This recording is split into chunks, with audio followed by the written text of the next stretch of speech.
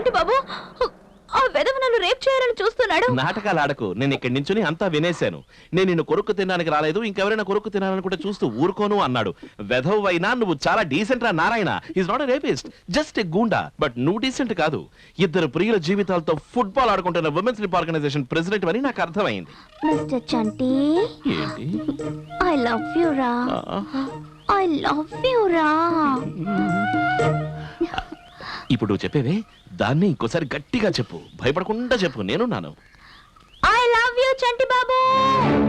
ఒరే కార్గిల్ నారాయణ వెధవా, ఇక నీకు నాకు ఎటువంటి సంబంధము లేదు. పోరా బయటికి నా ఇంట్లోంచి. చాలా సూపర్. ప్రేమించిన అమ్మాయిని రక్షించుకోలేకపోతే నేను మైకేల్ మనోనని చెప్పుకోవడమే అవమానం. రేయ్ కార్గిల్ నారాయణ.